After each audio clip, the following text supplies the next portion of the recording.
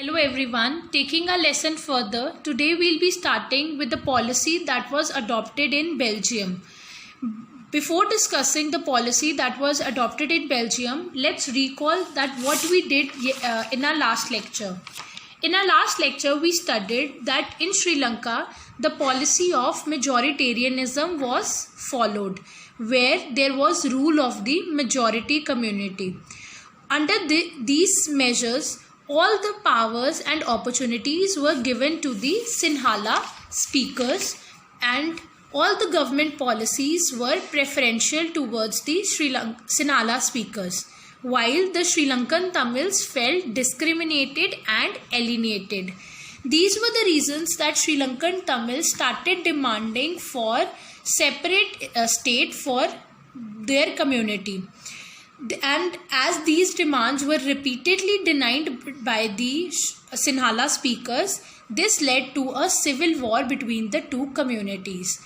Now, today we'll be studying about the accommodation which was adopted in Belgium.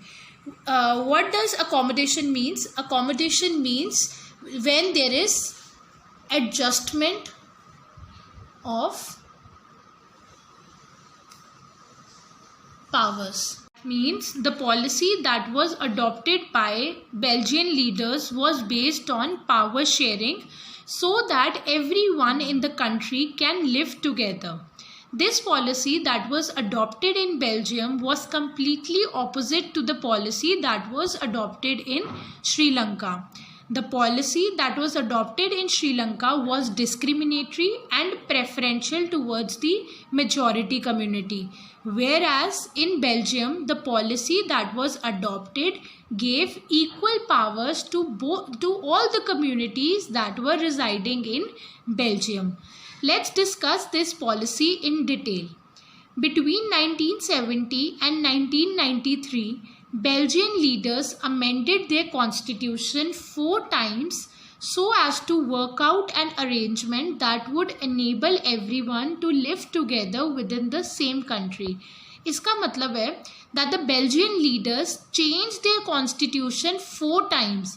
Why this constitution was changed again and again? The reason was that the Belgian leaders wanted that kind of constitution for their country which would give equal opportunities, or we can say equal rights, to the citizens of Belgium.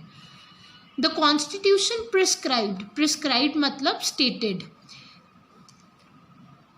The constitution prescribed that the number of Dutch and French speaking ministers shall be equal in the central government. हमको पता है that the central government is the government which takes all the decision related to the country. और ये decisions लेने के लिए the constitution stated that there should be equal number of members from both the Dutch and French speaking community, so that जो भी decision हो वो partial ना हो, वो impartial हो. So this is the reason that Dutch speaking and French speaking ministers were equal in the central government. One more thing to add on is no single community can make the decisions unilaterally. Unilaterally means single-handedly. That means constitution में एक और चीज़ लिखी गई कि कोई भी decision कोई single community single handedly नहीं ले सकती है. If any decision related to the country has to be taken, this decision has to be taken with the approval of both the French speaking and Dutch speaking community. No single community can take the decision unilaterally. Then many powers of the central government have been given to the state government of the 2 regions of the country. इसका मतलब है कि not only central government but Belgium also had state government, and some of the powers of the central government were given to the state government. इसमें एक और चीज़ थी आपकी book में लिखी हुई, that state government will not be subordinate to the central government. Subordinate मतलब कि the state government will not work under the central government. मतलब वर्क इन द सेंस कि कोई सेंट्रल गवर्नमेंट की अपनी पावर्स होंगी और स्टेट गवर्नमेंट की अपनी पावर्स होंगी, इनके अपने अपने सब्जेक्ट्स होंगे जिनके related these governments have to work upon. Then let's talk about capital city now. Brussels has a separate government in which both the communities have equal representation. That means Belgium की अपनी central और state government अलग होगी and the capital city that was Brussels, उनकी central और state government अलग होगी. And in the city of Brussels the government will in the government there will be equal number of members from both the communities. जैसे ही Belgium में equal number of Dutch speaking and French speaking community के लोग होंगे government में, similarly Brussels की government में भी equal representation होगी from both the communities. Then apart from the central and state government there is a third kind of government.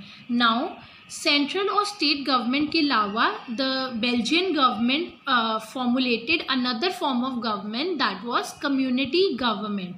Now what is the role of community government? Community government is the government which is elected by the people belonging to one language, Dutch, French and German speaker. That means Dutch speaking community की community government अलग होगी, French speaking community की community government अलग होगी. And what will be the role of this community government? The community government have powers related to cultural, educational and language related issues. These issues will be under the control of the community government. That means community government will have the right to take decisions regarding to these particular subjects. Though the Belgian model is very complicated, but these arrangements have worked well so far. They have helped the major communities to live happily together. This is the reason when many of the countries of Europe came together to form the European Union, Brussels was chosen as its headquarters. Now we have studied about two countries, that is Belgium and Sri Lanka. Both are the democratic countries, but these countries dealt with the question of power sharing differently. In Belgium, there was a model of accommodation where the powers were divided between the major communities. And this is the reason that the people of the country are living happily together. Whereas in Sri Lanka, the majority community had the dominance over the other communities. And this was the reason that there was conflicts among the communities and it led to a civil war among the communities. I hope the topics are clear to you. Thank you.